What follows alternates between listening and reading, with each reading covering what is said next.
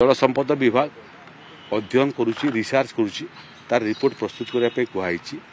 ये प्रसंग एक तो केंद्र सरकार एवं छत्तीसगढ़ सरकार उभयों सागर कथबार्ता आरंभ हबार आवश्यकता अच्छी राजनीतिक लेवल रे अतीत केवे सेटा हैला नहीं। द्वितीय central water commission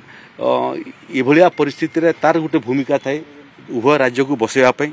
central water commission पाखरे मध्य कौनसी उद्यम अतीत हैला नहीं। वर्तमान केंद्र सरकार मध्य विभिन्न जल समस्या नेगिरी अंतरराज्य जल समस्या नेगिरी भिन्न भिन्न ट्रिब्यूनाल नोटिफिकेशन करते किंतु एबे स्थायी ट्रिब्यूनाल हो गला जो ट्रिब्यूनाल रे भारत वर्षर जो राज्य चाहिए तार जल आवंटन को लेकर से पिटिशन दाखल करि परिबो। पिटिशन तो दाखल हला पिटिशन को आकु बढ़ाई जो पिटिशन दाखल हला तार सपक्ष रे तथ्य प्रमाण देवाई अतीतर सरकार विफल हेले।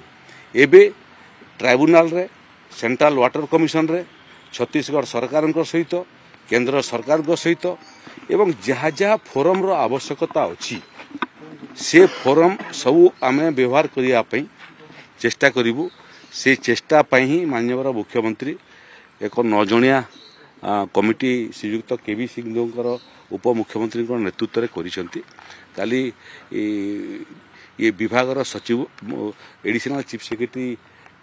वाटर रिसोर्स डिपार्टमेंट अनुगर एवं माननीय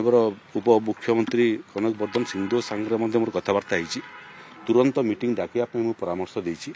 एवं तार बेस्ट पेपर तैयारी करने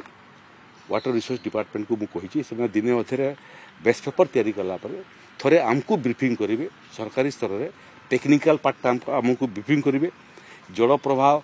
प्रभावित होची कि नहीं जदि प्रभावित होची तार परिमाण कौन तार निराकरण कौन जहाँ टेक्निकल विषय से हमको ब्रीफिंग कलापर आम आम रोडमैप प्रस्तुत करूँ जे क्यों भली भाव में ओडिशार स्वार्थ को रक्षा करने एवं महानदीर जल प्रभाव जदि प्रभावित होतबो ताकू पुनरुद्धार करने जहाँ जहाँ पदक्षेप नेबा कथा ये कमिटी